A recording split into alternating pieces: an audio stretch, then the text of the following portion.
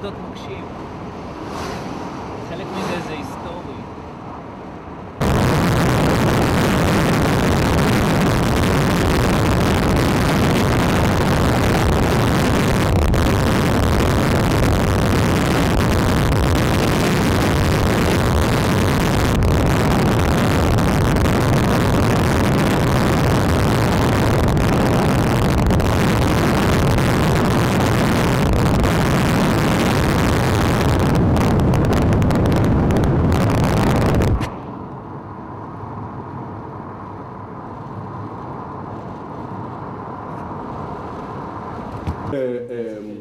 Tool from stone, you know, a knife stone.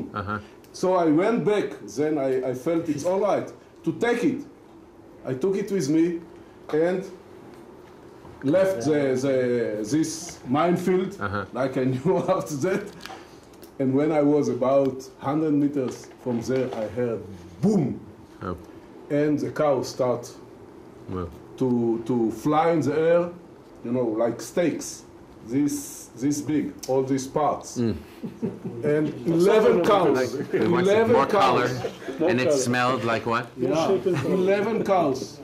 11 cows. Wow. Was flying in the air with stones like this. It was against tanks. Anti-tanks.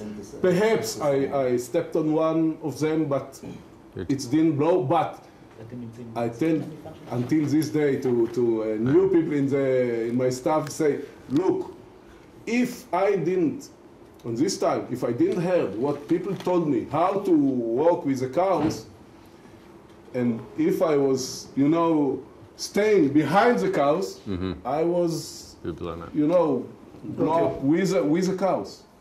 And 600 cows ran to the Yahudia area, and until now there is cows that we didn't took from the wild cows. Oh, really? Until now in Yahudia reserve. So your story is nicer than mine. Okay, so just we'll make just an introduction around that we'll know everybody that's sitting here.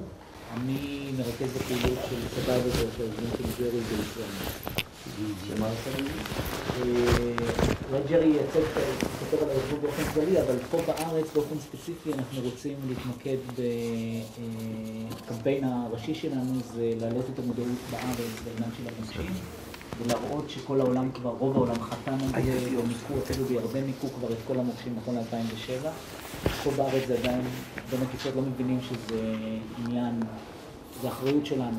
אחריות שלנו לפנות כמדינה, לאזרחיה, לתיירים שלה, לעובדים הזרים שלה, להיפטר מהמוקשים. אנחנו רוצים לבנות קואליציה סביב זה, גם פה, גם בערבה. את איזה מוקשים? ולקדם את זה.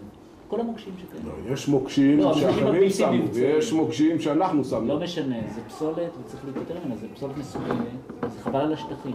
וגם אנחנו רוצים להפוך את השטחים האלה לשטחים, למשל לפרויקטים אקולוגיים.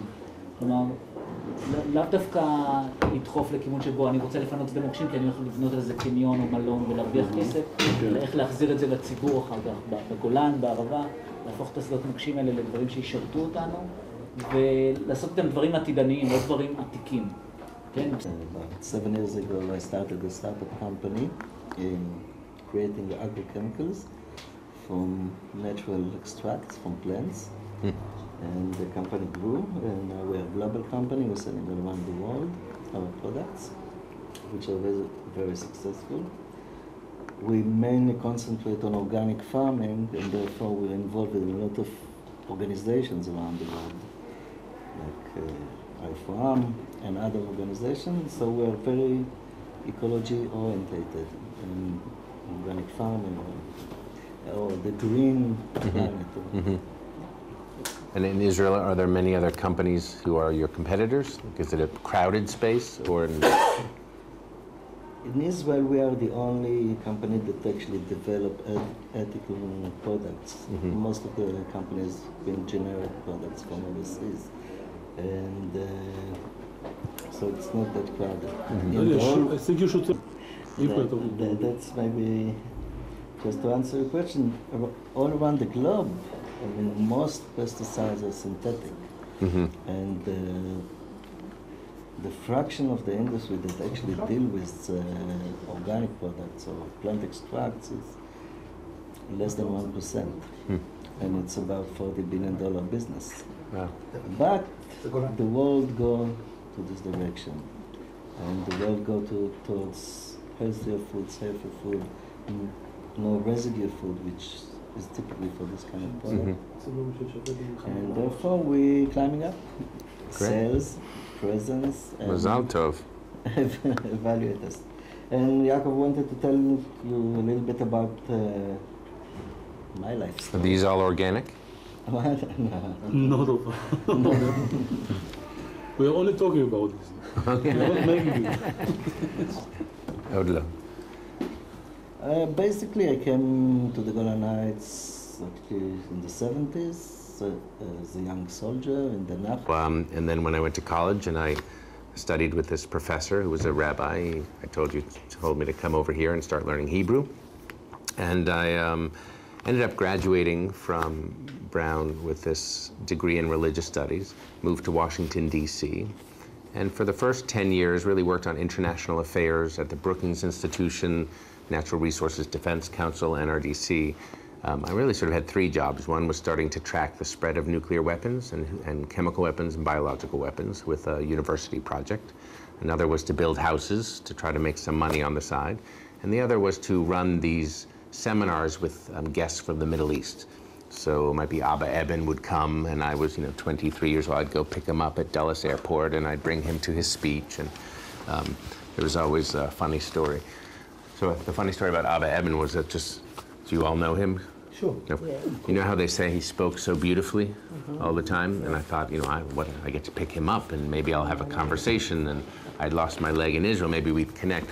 So I'm driving in my car, and he was really tired from travel, no doubt. But he was also very, he wasn't interested in conversation, but he was very loud. He kept burping and letting go of gas. And he never said even slicha. So I thought, here's Abba Eben, who's supposed to be Mr. Oxford erudite, and he wasn't as menumas as I expected. So that was my little story on Abba Eben. May he rest in peace. May he rest. He was full of hot air. Right? So but then after I tracked weapons of mass destruction for about 10 years building, I went full time to look at this special project. And then when I met another American who lost his legs to a landmine in Somalia, his name was Ken Rutherford, and he said, Jerry, you're tracking the wrong weapon of mass destruction. Landmines, mokshim, they have killed more people than nuclear, chemical, and biological weapons combined.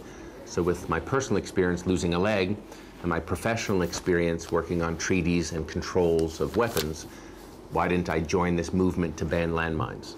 So that was in 1995, and it was like a light bulb went off. When something happens in your life that you're prepared for, it's like you say, you come to a certain point.